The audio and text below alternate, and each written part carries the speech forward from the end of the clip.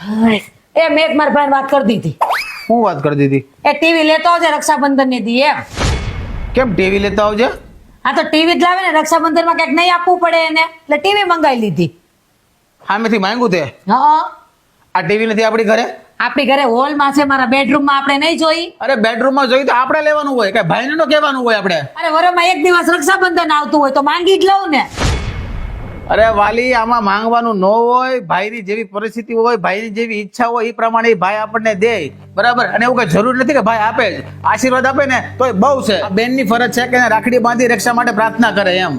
આ કઈ માંગવાનો તહેવાર નથી. આ તમારો ઉપદેશ તમારી પાસે રાખો, અમારા ભાઈ બહેન વચ્ચે તમે પડો માં, સમજી ગયા?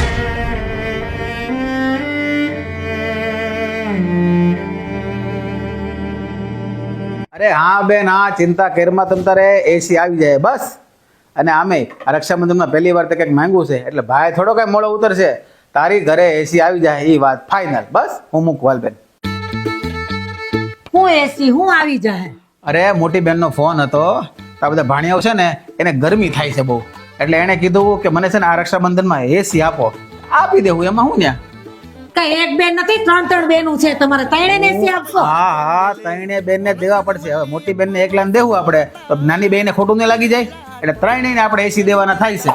એ થોડી કઈ માંગણી કરાય, ભાઈ આપે ની સ્વીકારી લેવાનું હોય. અને તમને ખબર છે એક એસી કેટલાનું થાય એમ? હા, એક એસી થાય લગભગ 25-27 હજારનું. અને મારી બહેનો તો હારી બિચારીએ શું કીધું કે મોંઘું એસી લેવાની જરૂર નથી, 1 ટનનું લેવો ને તો હાલ છે. બોલ, એટલી ડાય છે. 27,000 કઈ ઓછા કેવાય? એમાં 3 બેનું છે, 3 એસી થાય કેટલાના? 75-80 હજારના. 75-80,000 રક્ષાબંધન કેટલા પડશે મને? 80 હજારમાં. આવું થોડું હોય, તમે ફોન કરજો બેનું ને, કઈ એસી નહીં મળે. જો ભાઈ, આપણે ભલે 80 હજાર ખર્ચો થાય, આમે એનો અનમોલ આશીર્વાદ મળે ને એ મારી માટે બહુ મોટી વાત છે, બરાબર? હા, એટલે આ તો થશે જ. હમણાં કરું બેન ને ફોન. થોડીક વાર પહેલા તે મને હમણાં શું કીધું તું? આ તમારો ઉપદેશ તમારી પાસે રાખો, અમારા ભાઈ બહેન વચ્ચે તમે પડો માં, સમજી ગયા? બસ તો પછી હું તારા ભાઈ બહેન વચમાં નથી આવતો ને, તો તારે અમારા ભાઈ બહેન વચ્ચે પડવું નહીં. મહેરબાની કરીને રક્ષાબંધન તો થાહે અને એસી વાળું જ થાહે. આવું થોડું હોય કાંઈ? 80,000 રૂપિયાના એસી થોડા લેવા થાવ હોય? વાત કરો તે. અય હું તમને શું કહું, તમે જે કહેતા હતા ને સાચું જ હતું. મેં મારા ભાઈને ફોન કરી દીધો છે કે ભાઈ કાંઈ ટીવી બીવી લાવતો નહીં, તું ખાલી 51 રૂપિયા આપીશ ને તો હું સ્વીકાર કરી લઈશ, ખાલી આશીર્વાદ દેજે. ઓહો હો હો, ઘડીક વારમાં અકલ આવી ગઈ. પણ આ તમારો નિર્ણય પાકો છે ને પાછો? એ હા. પાકે ભાઈ? એ હા. 100%? એ હા. 500%? હા. હા, તો બરાબર છે. આ શું છે, કન્ફર્મ કરવું જરૂરી છે એમ. અને આમ જો, મારી બેનું છે ને એને કોઈ ફોન કર્યો નથી.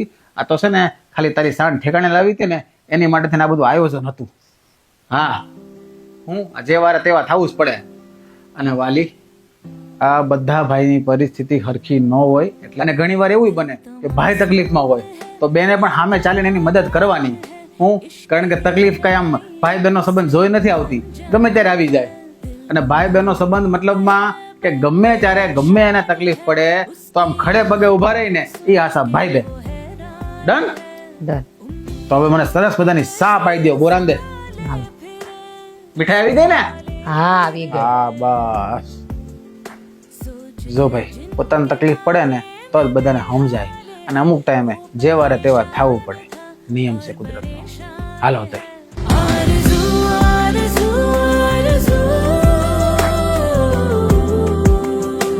મિત્રો, આ રક્ષાબંધન માંગણીનો નહીં પણ લાગણીનો તહેવાર છે. ભાઈ બહેનના પવિત્ર પ્રેમના સંબંધનો તહેવાર છે. એટલે ભાઈની જે ઈચ્છા હોય, ભાઈની જેવી પરિસ્થિતિ હોય એ પ્રમાણે ભાઈ આપે.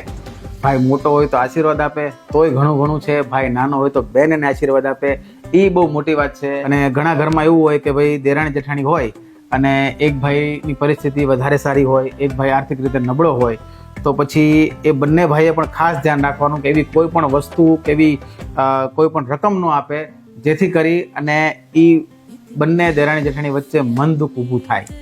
બરાબર? એ પણ આપણે ખાસ ધ્યાન રાખવાનું. અને બાકી તો બસ, જેટલા પણ ભાઈ બહેનો આ વિડીયો જોઈ રહ્યા છે એ તમામને એક રિક્વેસ્ટ છે કે આ વિડીયોને લાઈક અને શેર કરી દેજો. લાઈક શેર કરજો. આજ અમારી માટે મોટું ગિફ્ટ રહેશે. બાકી આ બધાને રક્ષાબંધનની ખૂબ ખૂબ શુભેચ્છાઓ. ફરી મળીશું નવા વિડીયોમાં. ત્યાં સુધી આપ સૌ વ્યસ્ત રહો, મસ્ત રહો, તંદુરસ્ત રહો અને સદાય હસતા રહો. હેપી રક્ષાબંધન. હેપી રક્ષાબંધન.